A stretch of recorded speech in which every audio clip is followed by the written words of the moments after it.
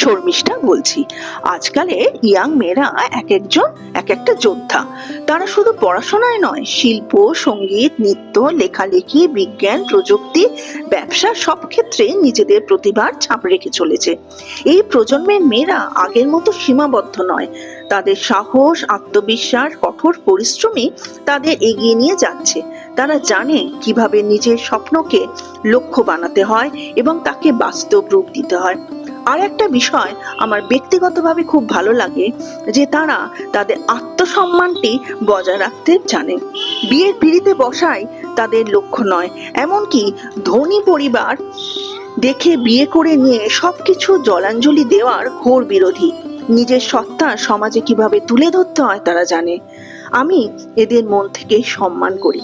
শ্রেয়া অর্থাৎ আমার মেয়ের বন্ধু এমনই একজন ব্যক্তিত্ব। শ্রেয়া হলো মেয়ের কলেজের এবং কর্মজীবনের বন্ধু।